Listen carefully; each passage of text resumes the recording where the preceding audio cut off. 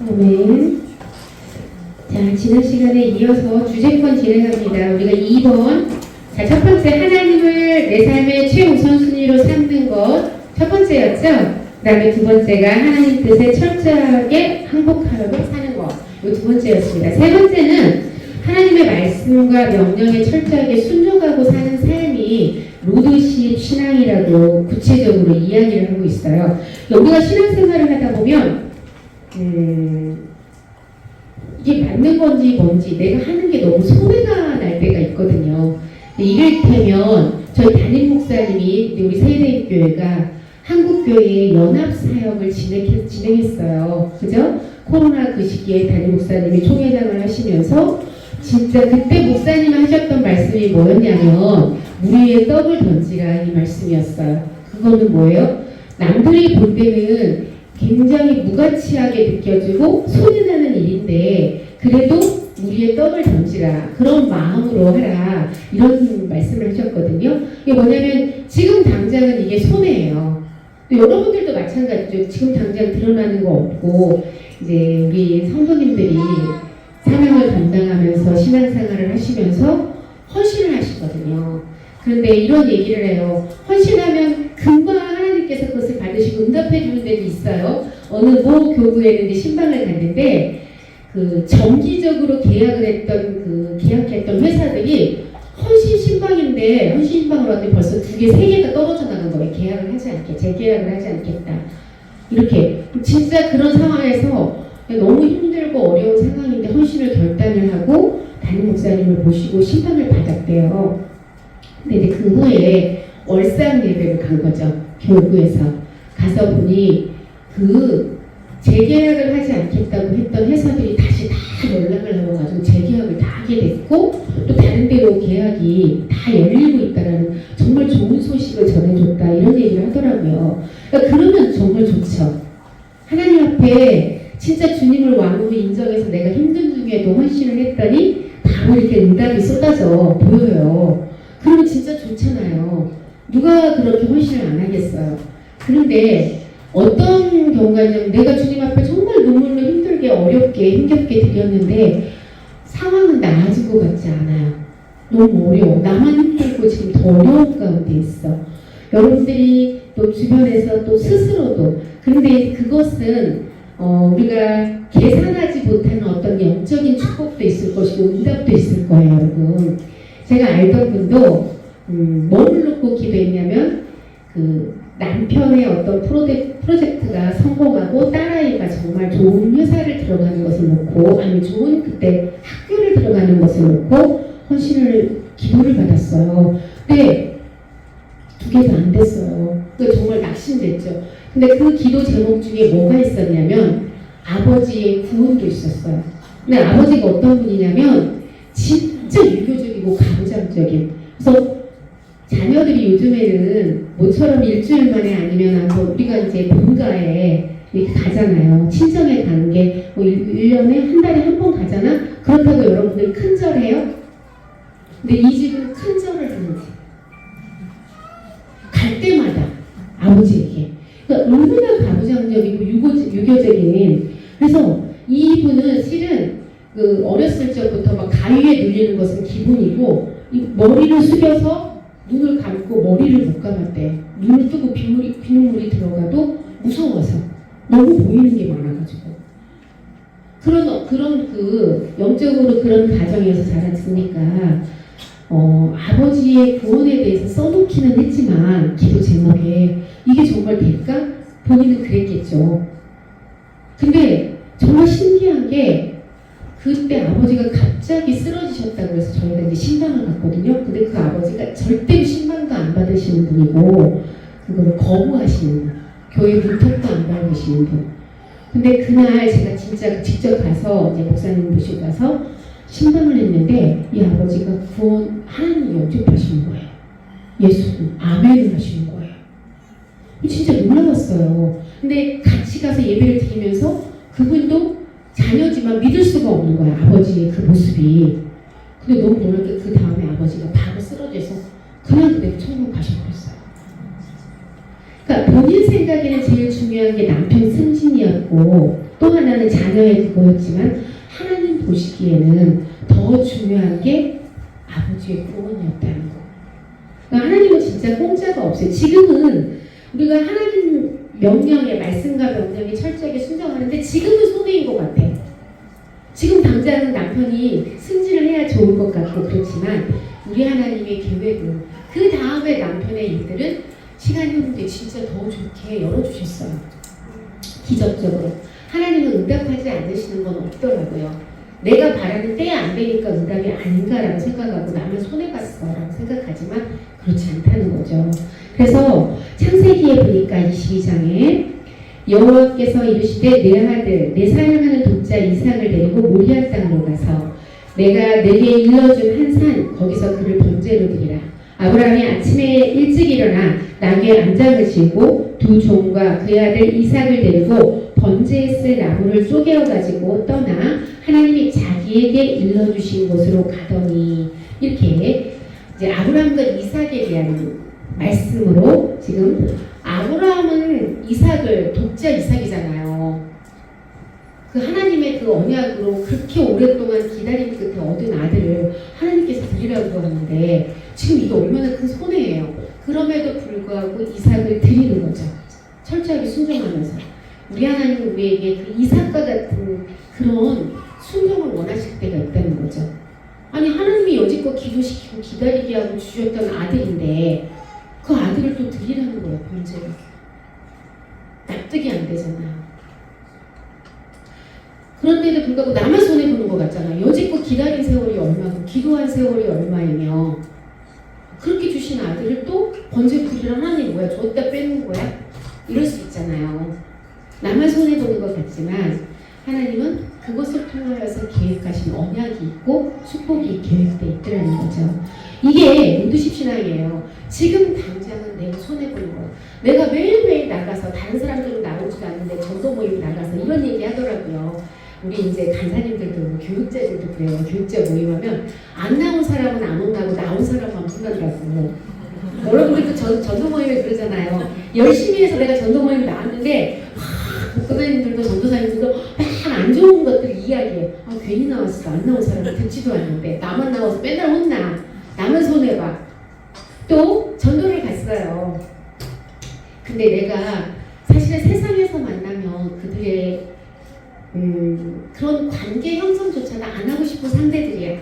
뭐 싫으면 그만이지 뭐 안 보면 되고. 그 내가 이렇게 손을 보면서 찾아다니면서 물건 사주면서 당연하게 내가 갑자기 을이 되는 거잖아요.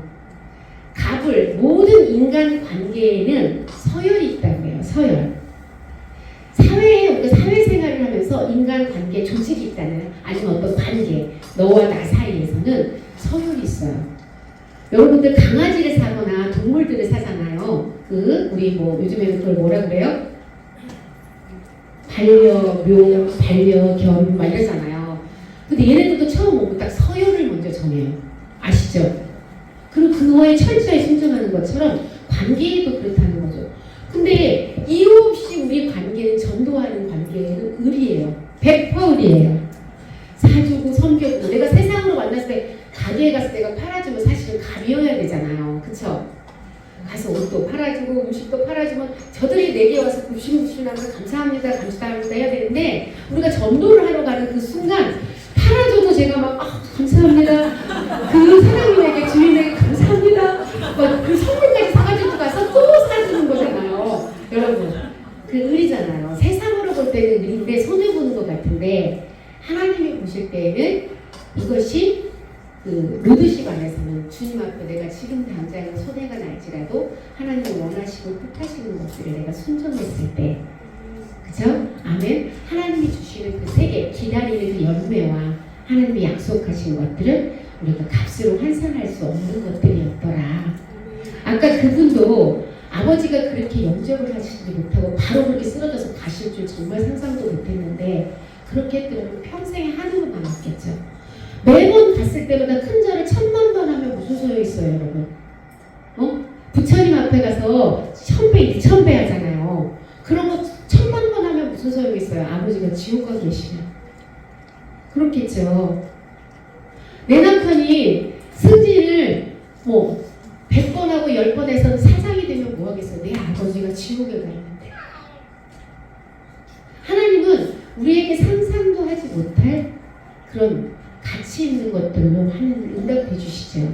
그런 이후에 나중에 진짜로 하나님께서 이 남편을 승진시켜 주시고, 지금은 제가 듣기로 작년에 프로젝트를 땄는데 1년에 할 걸 6개월 만에 받는 그런 그걸 받으면서, 회의를 받으면서 계약을 하셨다, 이렇게 얘기를 들었어요.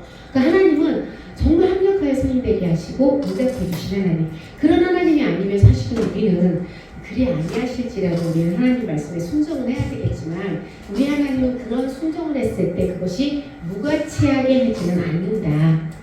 우리 하나님은 진짜 살아계시기 때문에 살아서 응답해 주시는 하나님이신데, 그 때와 응답이 내가 원하는 때는 아니고 하나님의 때이고, 내가 상상할 수도 없는 것들을 계획하시고 계시더라. 믿는 믿음, 그 하나님은 그렇게 믿는 믿음이, 그리고 순종하는 우리가 어떻게 로드십의 하나님을 믿는 것이죠. 아멘. 아브라함도 그런 믿음을 가지고 그랬잖아요. 하나님께서 주신 언약의 자녀이니 암묵적으로 아브라함은 번제로 드릴지라도 하나님 다시 주실 하나님이라는 것을 믿지 않았을까? 우리가 그냥 추측하는데 성경에 나오진 않았지만, 우리 하나님은 능치 못할 것이 없기 때문에 100세에 주신 아들인데 200세인데 못 주시겠나? 그렇게 번제로 하나님이 드리라고 하셨으니까 또 주실 것이 있겠다는 그 믿음이 없이는 드리지 못했을 것이다, 이런 얘기를 하셨잖아요. 목사님도 설교 중에. 그 예전에 우리가 지금 당장은 손해가 나는 것 같죠. 11조 해버리면, 11조도 마찬가지예요. 여러분 얘기해요. 제가 집사님 그래도 11조를 해야 되지 않겠냐. 그러면 빚 얻어서 빚내서 지금 이렇게 살아가고 있는데 어떻게 우리가 11조를 하겠어요, 이런 분들이 있어요. 지금도 마이너스인데. 근데 그 마이너스가 계속 되고 있다는 것은 뭐냐면, 끊임없이 내가 나를 위해 쓴 거거든요. 하나님을 위해서 쓴 건 아니잖아요. 11조도 못 드리면서 하나님 앞에 쓴 것은 아니잖아요. 그죠? 그러니까 나를 위해 쓴 것에 대해서 너무 당당해.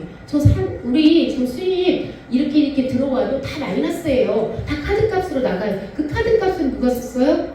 내가 썼단 말이죠. 하나님의 것들 남겨주지 않고. 그렇게 너무 당당한데, 내가 손해인 것 같고 지금 당장은, 그러면 어떻게 하지?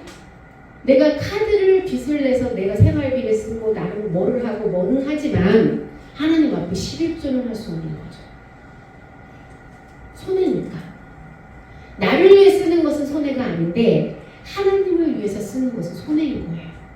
그러니까 나는 빚내서는 살아갈 수 있어도 빚내서 11조 할 수는 없어요가 되는 거죠.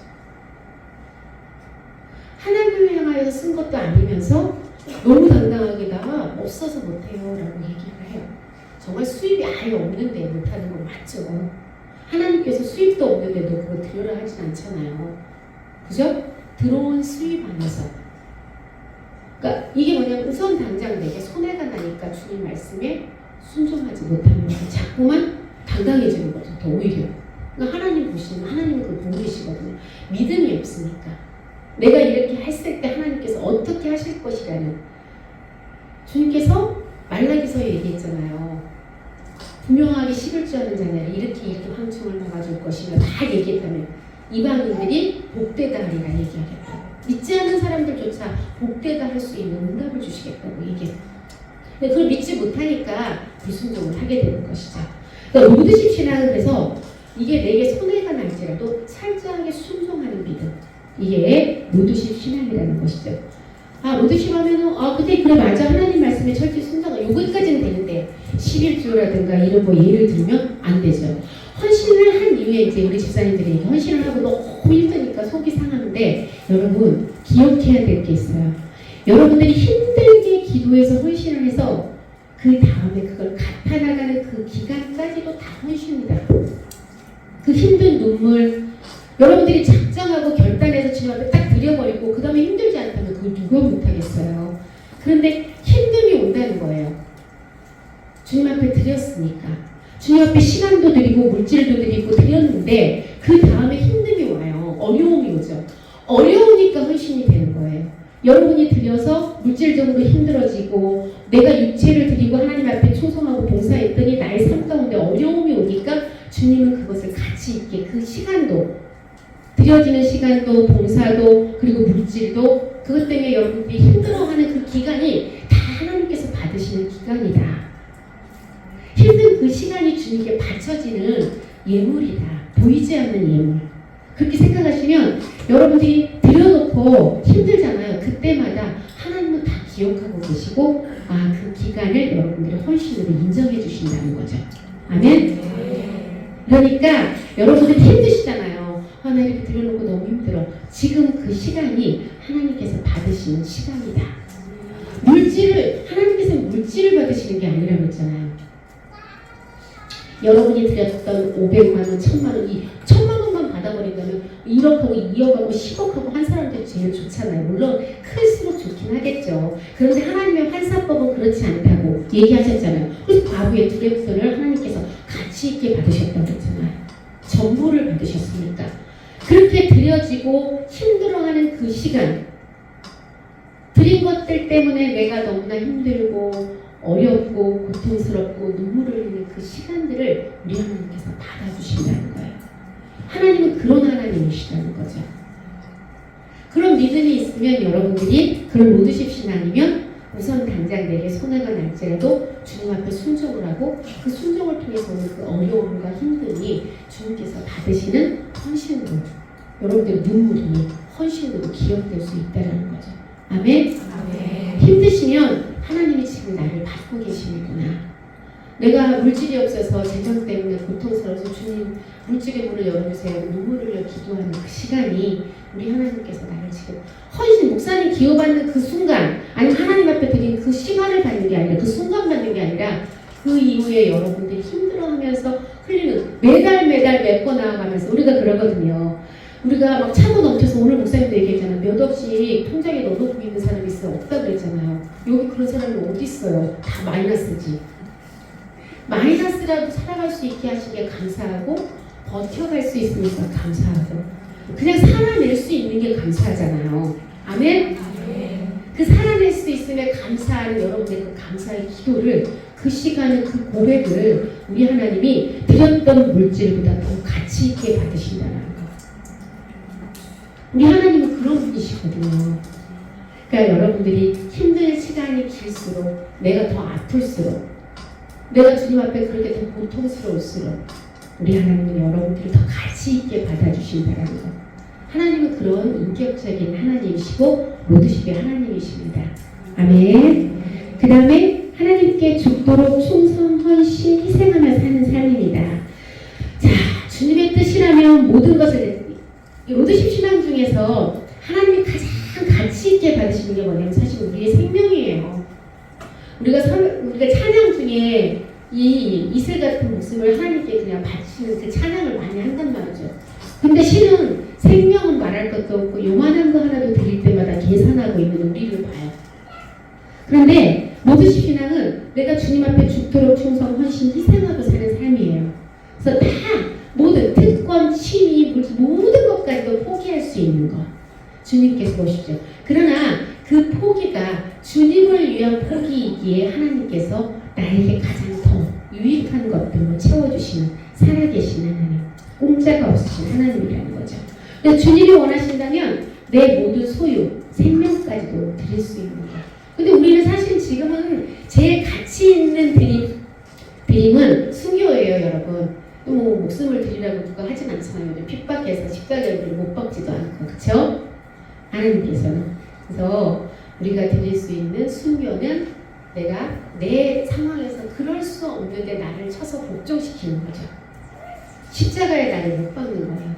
내 자녀의 일이 바쁘고 내가 먼저 내 가정 일을 먼저 하고 싶고 내 취미 생활을 먼저 하고 싶은데 사실은 운동하기 제일 좋은 시간이 화요일, 목요일, 오전 10시 가장 시간 내기 좋은 시간이에요. 그 시간에는 취미생활도 할 수 있고 사람도 만날 수 있고 가장 여유로워. 그렇다고 내가 수요일날 빠질 수도 없어. 오전 예배가 있으니까 예배는 드려야지. 근데 그런 시간들까지도 하나님 앞에 십자가의 못을 받고 내가 전도 모임의 장소로 나가는 것, 전도하러 나가는 것, 사명 감당하러 나가는 것. 봉사의 자리는 우리 집 김장도 안 하는데, 응? 요즘에 우리 집 김장도 사 먹는데, 교회에 와서 긴장하고 있는 거예요. 우리 집 청소도 하기 싫어서 대충 하고 그 뭐죠? 자동 로봇 청소기한테 시키는데 교회 막 청소 닦고 있는 거야. 소금바라다가. 그런 나, 그게 뭐예요? 십자가에 나를 못 받고 나를 순교하는 거예요. 내가 죽어지는 거, 드려지는 삶이죠. 요한복음 12장 25절 26절에 보니까 자기의 생명을 사랑하는 자는 잃어버릴 것이요 이 세상에서 자기 생명을 미워하는 자는 영생하도록 보존하리라. 사람이 나를 섬기려면 나를 따르라. 나 있는 곳에 나를 섬기는 자도 거기 있으리니 사람이 나를 섬기면 내 아버지께서 그를 귀히 여기시리라. 이렇게 했어요. 하나님께 여러분의 것들, 내가 사랑하는 것들, 내가 드릴 수 없는 시간들, 내가 드릴 수 없는 모든 것들을 드리고 나를 쳐서 복종시키는 것, 이것이 곧 순교, 하나님 앞에 드려지는 정말 죽도록 충성하는 모습입니다. Q&A 보니까 이런 게 올라왔어요. 교육자분들이 하나님 뜻에 철저히 순종하라고 하시며 권면하는 말들이 정말 하나님 뜻인지 단지 교육자의 생각인지 혼란스럽습니다. 어떻게 구분할 수 있나요? 저도 예전에 제가 사실은 기도 중에 감동을 받아서 권면했는데 저는 응답받은 적 없어요. 라고 딱 거절하는 분도 봤어요. 감동받은 적 없다고. 네, 내가 사실은 우리는 다 하나님 뜻을 하나님이 너 드려 라고 하진 않는데 그 시간이 교육자를 통해서 자기 생각이라는 생각을 하면 안 되고 하나님을 통해서 이것이 진짜 하나님을 기쁘시게 하는 뜻이라면 여러분들이 하나님의 뜻이라고 생각하면서 하나님의 말씀을 읽고 정말 기도를 해보는 게 좋아요. 나의 생각으로 사실은 내가 안 하고 싶은 나의 상황과 환경과 여건이 있잖아요. 그죠? 그런데 그것을 십자가의 못을 받고 하나님 앞에 이건 주님이 하신 말씀이라고 생각하고 기도를 해보면 명확하게 나와요. 그것이 정말 하나님을 기쁘시게 하는 것인지 아닌지가. 그런데 나는 나의 생각과 환경과 상황을 먼저 생각하거든요. 그러다 보니까 안 하고 싶은 이것이 아니고 싶은 나의 자아가 먼저 드러날 수가 있거든요. 근데 교육자들은 자신의 어떤 유익이나 이런 걸로 기도하지는 않아요. 솔직하게. 그래서 저는 그래요. 왜냐하면 내가 이것을 해서 내게 저 사람에게 시험을 줄까 상처를 줄까가 더 염려가 돼요. 솔직한 말로. 내가 이런 권면을 통하여서 우리 성도들에게 마이너스가 오면 어떡하지? 시험이 들면 어떻게 상처가 되면 어떡하지? 이런 마음이 우선 오기 때문에 기도하지 않고는 절대로 권면하지 않고 기도한 후에 내 마음에 어떤 확신이 오지 않고는 권하지 않아요. 왜냐하면 이것은 사람의 소리가 돼버릴 거라는 걸 알고 있기 때문에 그래요. 교육자들은.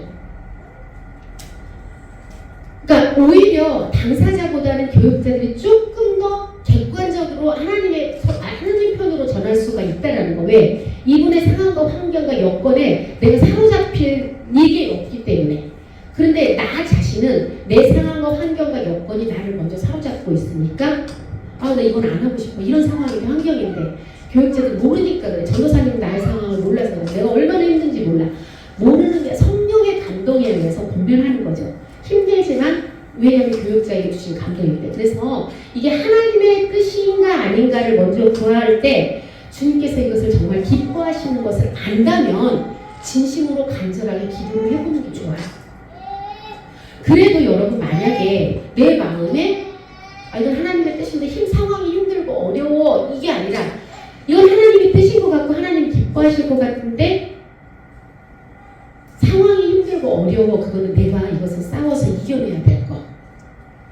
그런데 내 마음에 전혀 하나님이 기뻐하실 것 같지 않고 전혀 마음에 어떤 것이 없다 그러면 그냥 정말 솔직하게 목사님 이번에 정말로 기도해 봤는데 아니면 목사님 기도해 봤는데 이러니까 조금 더 기도할 시간을 주세요. 기도하시면 돼요. 그것 때문에 상처받고 할 필요가 없이. 그래서 나의 생각이 오히려 여러분들이 각 개인에게 권면할 때 나의 생각에 아니면 나의 환경에 내가 더 불순종할 길을 찾아갈 길이 더 많기 때문에 일단 하나님의 음성으로 듣고 정말 간절하게 기도해보는 시간이 필요하다. 아멘? 그러면 성령님은 정말 살아계시거든요. 반드시 그 교육자에게 그런 성령님께서 감동을 주시다면 내게도 주세요. 그때가 아닐지라도 지나서라도 주세요. 그게 정말 성령의 감동이 맞다면. 그러니까 그거에 겉면에 저거 사람의 생각이야 라고 그런 생각을 해버리면 일단 그때부터는 교육자가 사람으로 보이잖아요. 그죠? 하나님께서 감동을 주셨나 보다. 그런데 지금은 내가 이러니까 솔직하게 말하기 좋고, 하나님께서 감동하셨다면 내가 순종하는 거죠. 그러고 나면 하나님께서 어떻게 하실지를 보는 거죠. 그래서 여러분들이 다 전사님들이 아니면 목사님들이 교육자분들이 어떤 공연을 할 때 그냥 하나님의 음성으로 들어버리면 하나님도 그것을 네 믿음대로 될지어다 했거든요. 그렇게도 역사를 하세요. 이 로드십이라 믿음이라는 게 굉장히 종이 한 장보다도 더 이 차이가 왔다 갔다 해요. 이것은 주님의 음성으로 내가 듣고 아멘을 하면 그 이후의 것도 하나님이 해결하시는데, 내 생각이 개입돼서 저건 사람의 생각이 하면 절대로 훈련이 안 돼요, 여러분. 그럼 그때부터는 그 교육자가 자꾸 사람으로 보이고 사람의 소리로 들리겠죠. 그 권면이 봉사하세요. 집사님이 봉사해줬으면 좋겠어. 나와서 이렇게 봉사하면 좋아. 그럼 다 사람이에요. 힘들어. 그래서 사람의 길을 먼저 택하게 되죠. 사람의 말이 먼저 들리게 되죠. 하나님께서는 여러분들이 보실 때에는 부족한 교육자일지라도 그 사람을 세워서 하나님께서는 성도를 온전케 하여서 봉사의 일을 하게 하려고 하나님께서는 교육자를 세우셨다고 분명히 얘기하셨어요. 그것을 믿는 그 로드십 신앙, 하나님의 절대 주권을 믿는다면 여러분들이 조금 부족하고, 여러분 생각 객관적으로, 여러분 인간적으로는 이 교육자가 연약한 부분이 있죠. 왜 없겠어요? 사람인데, 인간인데. 그럼에도 불구하고 여러분이 하나님께서 세웠기 때문에 내가 하나님의 음성으로 듣고 순종을 하면 하나님은 그 믿음대로 그 응답을 주신다는 것이죠. 사람의 말로 드리고 그 다음부터는 여러분 하나님의 음성을 그 교육자를 통해서 절대로 들을 수도 없고, 그 교육자가 하는 기도도 나에게서 능력이 나타날 수도 없어요. 역사가 할 수가 없어요. 아멘? 하나님이 기름 부어 아니면 하나님이 지명하여서 부른 교육자에 대해서 인정해. 담임 목사님도 말할 것도 없죠. 모여서 순모임에서 우리 목사님 이런 거 불평하시는데, 그런 연약함이 있을지라도 하나님께서 세례된 교회를 통해서 전 성도를 맡기시고 목자로 세우셨어요, 여러분. 가장 우리는 그 양이에요. 양이 제가 그 길이 옳다고 갔던 그 길이 낭떠러지도 될 수 있고, 내가 맛있다고 먹는 이 꼴이 독초도 될 수 있어요. 그런데 그렇게 되지 않도록 맡긴 게 누구냐면 목자예요, 여러분. 연약한 부분이 당연히 있죠. 목자가 완전한 건 아니잖아요. 사람이 불완전하죠. 그럼에도 불구하고 하나님께서는 양무리를 세례된 교라는 목장 안에서 세례된 교의 소강성 목사님께 맡기셨어요. 내가 그것을 믿고 순종하고 따르는 그 순간 그 목자를 통해서 하나님께서 역사를 하셔요. 그게 로드십이에요.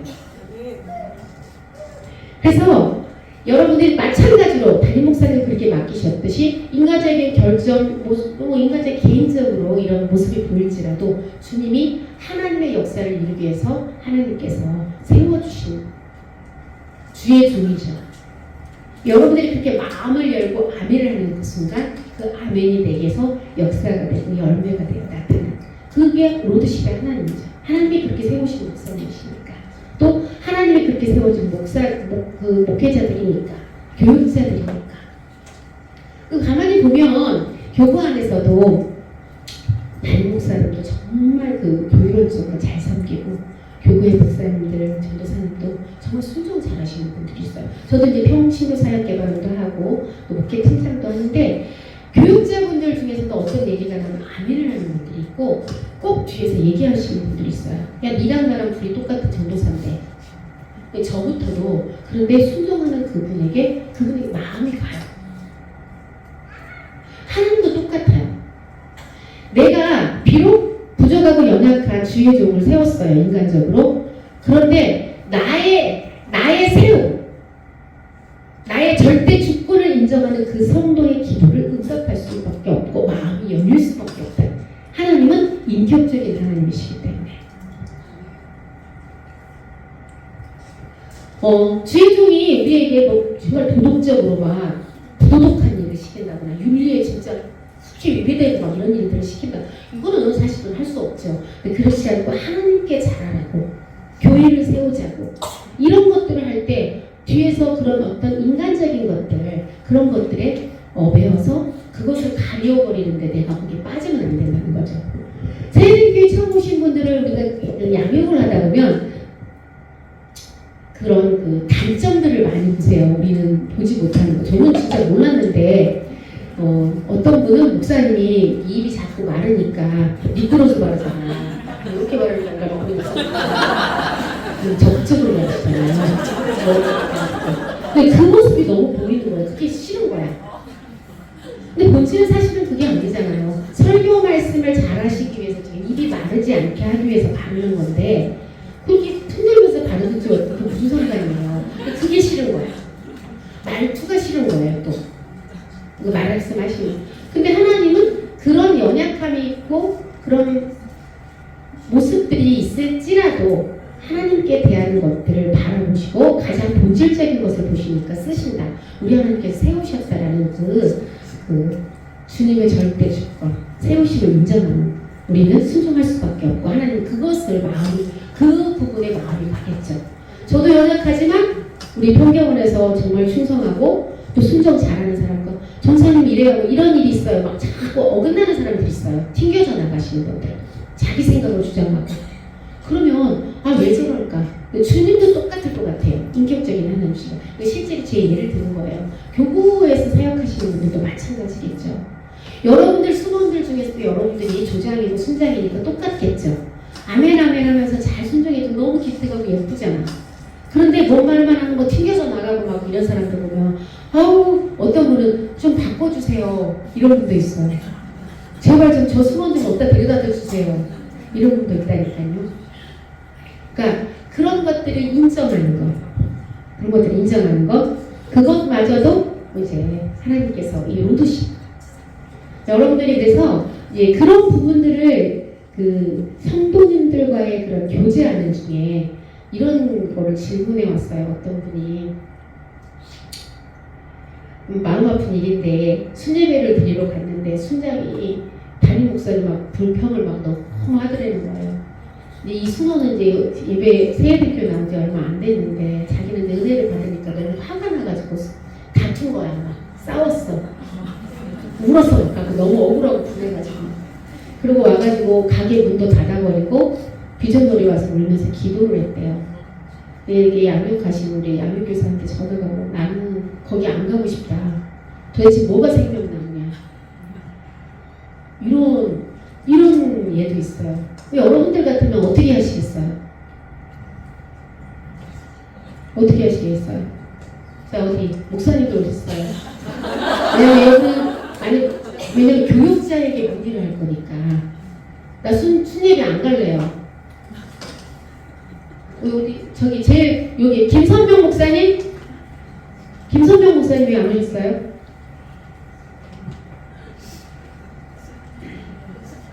자, 저기 최윤모 목사님 어떻게 하실래요?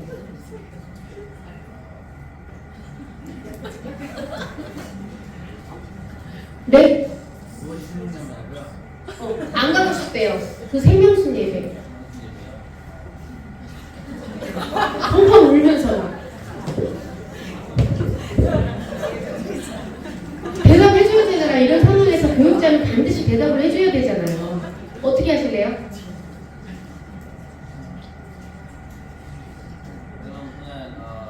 저라도 가서 생명순 예배를 들어주면서 대화를 들어가겠습니다. 같이? 네. 그것도 좋은 방법이네요. 목사님 가셨는데 불평하고 그러진 않겠죠. 근데 매번 가실 수는 없잖아요, 또. 그래서 최대한 선악과적인 말을 생명나무를 좀 바꿔주면서 결국은 저한테 이제 좀 틀리면 다른 순장이나 그 사람들한테 이렇게 줄 수 있도록 그 순회 가서 예배를 드려줘서 이제 그 순장이 생명을 잡게 해준다, 불평하고 막 이러지 않고. 그 순원은 이제 순예배를 목사님이 인도하시니까 가야 되겠네요. 근데 이제 임시정이라고 얘기하면서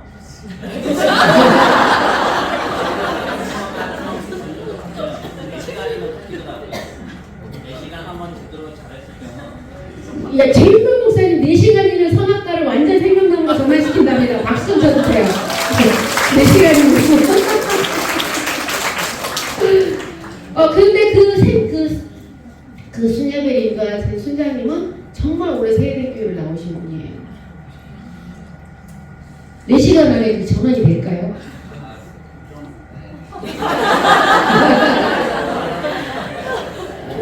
좋은 방법이에요. 네, 그것도 좋은 방법이에요. 목사님이 가셔서 순예배 인도하시면서 그 선악과 따시면서 뒤에서 목사님 그렇게 했던 분들을 자꾸 잡아주면서 그 앞에는 근데 이제 목사님이 가시면 불평 안 할 것 같아요. 이 믿음 좋은 척하고 앉아있을 것 같아요. 그치만 우리 이제 세 가족은 힘이 나겠죠. 목사님이 해주시니까 그 좋은 방법이에요. 근데 저는 어떻게 얘기를 했냐면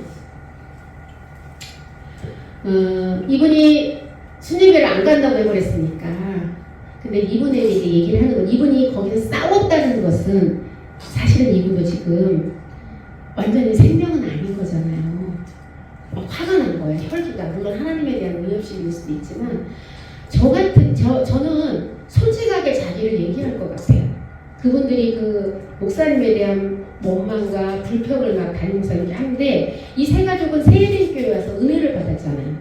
그러니까 화가 난 거잖아요. 화가 나고 분노한 거잖아요. 왜들 이럴까? 그럼 나의 그 솔직함을 막 싸우는 게 아니라 이 화가 속에서 이미 났다라는 건 내가 잡힌 거예요 벌써.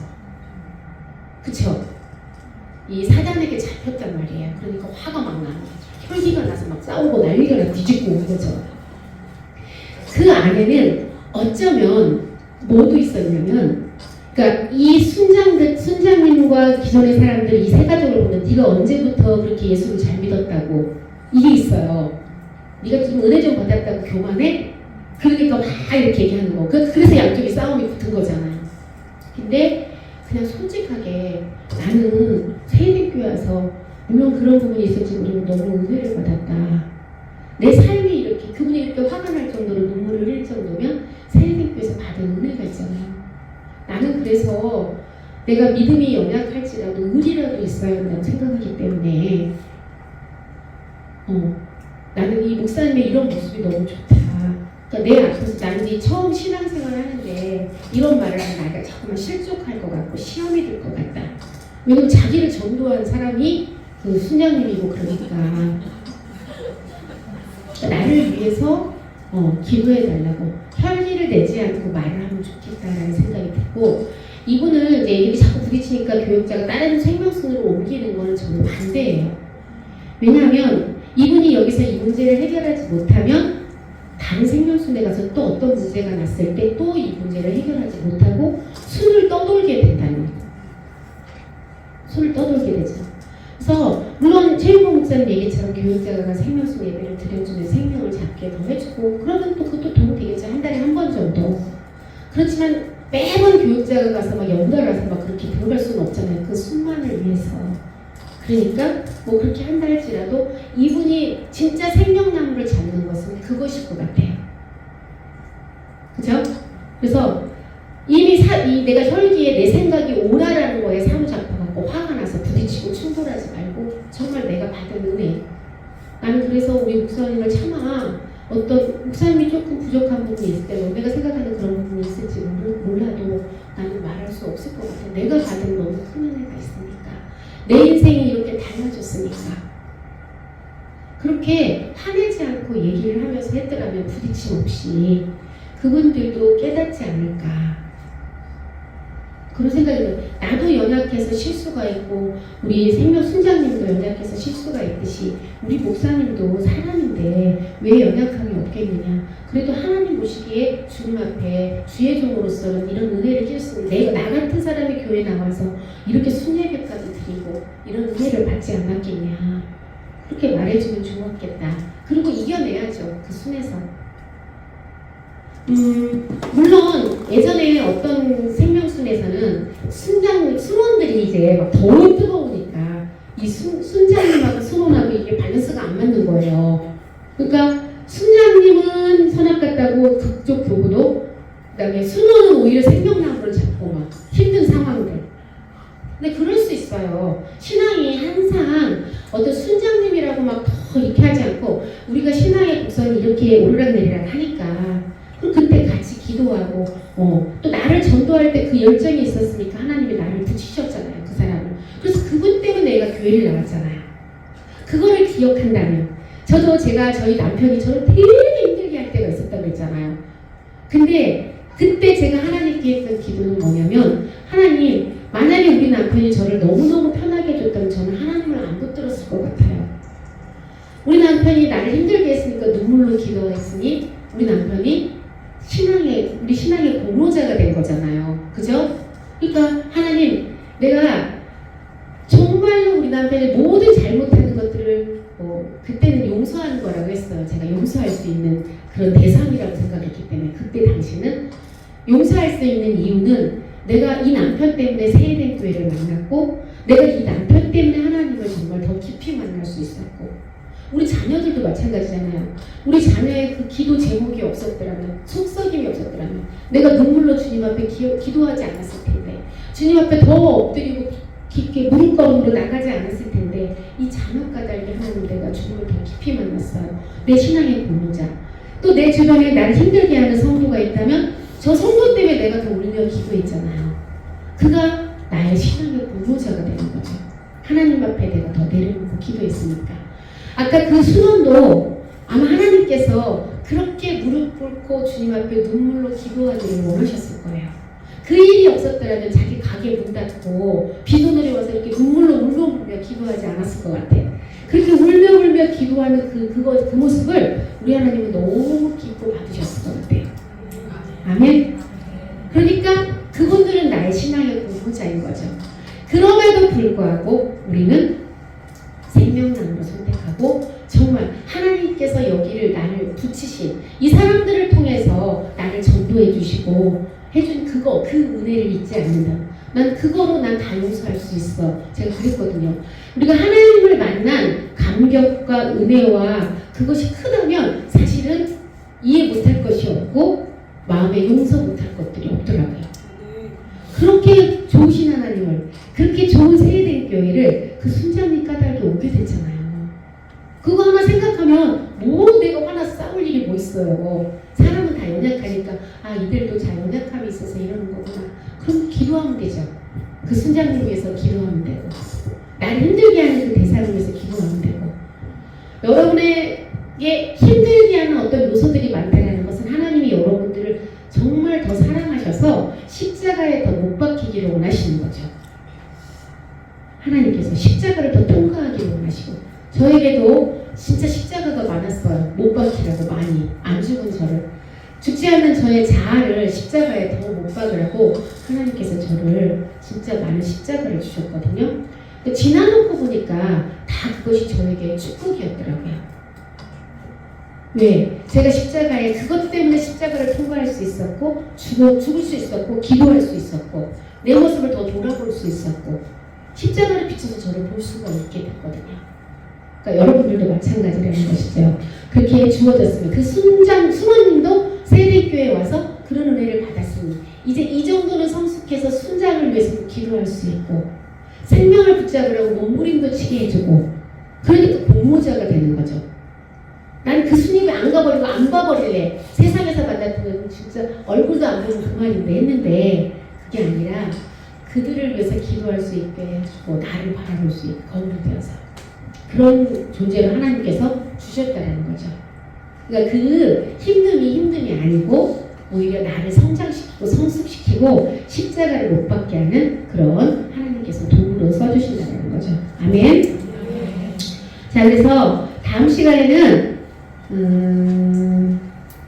어떤 사람이 주님을 로드로 확실히 부를 수 있습니까에 대해서 나누도록 하겠습니다. 오늘은 설명할 게 좀 있어서 잠깐 여러분들이 끝났다고 나가지 마시고 세가족부와 총무 쪽에서 이제 하반기 사역을 어떻게 하면 잘 해나갈 수 있을지에 대해서 잠깐 설명하고 나누는 사역적인 것을 나누는 시간을 갖도록 하겠습니다. 10분 남았기 때문에 제가 세가족부에 시간 드리고 5분 드리고 또 총무 쪽에 5분 드리도록 하겠습니다. 나오세요.